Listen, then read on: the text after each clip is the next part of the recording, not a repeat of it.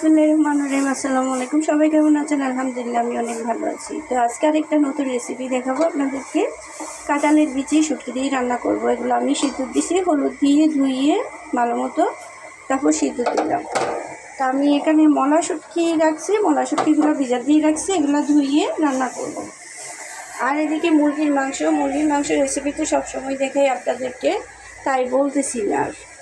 মুরগির মাংসের জন্য এখানে পেঁয়াজ আর এলাচ, দারচিনি এগুলো দিয়ে দিলাম। তারপর আমি বাটা মশলা দেবো এখান থেকে।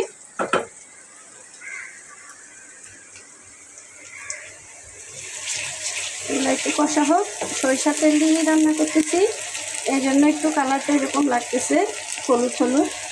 বিচি কখন সিদ্ধ দিয়েছি, 1 ঘন্টা হয়ে গেছে, এখনো সিদ্ধ হচ্ছে না কাঁঠালের বিচিগুলা। এখন বিচিগুলা সিদ্ধ কি না জানে, নাইলে তো খাইতেও পারবো না।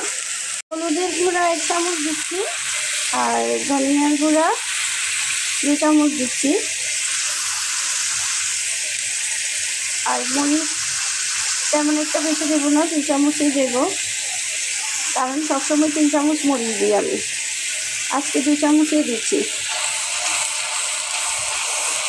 মোটামুটি জাল করতেছি, বেশি জাল করতেছি।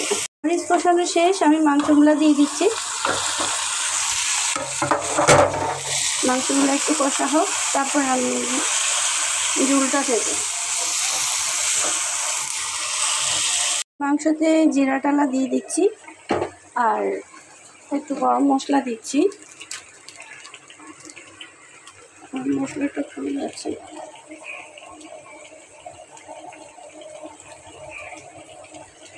এই গরম মশলাটা বেশি দেওয়া যায় না, কারণ এগুলা যারা হলুদ মরিচ বিক্রি করে তাদের থেকে আনা গেছে, ওখানে নাকি বেশি দিলে তিতা হয়ে যায়।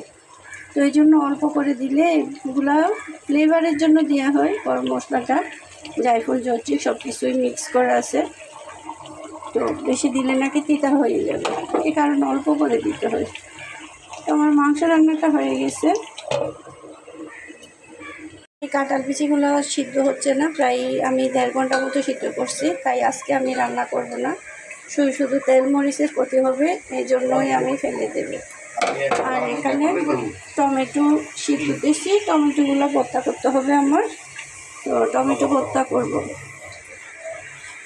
ভর্তাটা করে ফেলছি, এখন এখানে সরিষার তেল আর পেঁয়াজ দিয়ে আমি একটু মিক্স করতেছি। আজকের রেসিপি এই দুইটাই, মুরগির মাংস আর টমেটোর ভর্তা। সবার কাছে কেমন লাগলো আমার ভিডিওটা, আমার ব্লগটা একটু জানাবেন। আর যারা ইউটিউবে সাবস্ক্রাইব করেন নাই তারা একটু সাবস্ক্রাইব করে ফেলবেন প্লিজ। আর সবাই সুন্দর সুন্দর লাইক কমেন্ট করবেন। আজকে এতটুকুই, সবাই ভালো থাকবেন, সুস্থ থাকবেন। ওকে, আল্লাহ হাফেজ।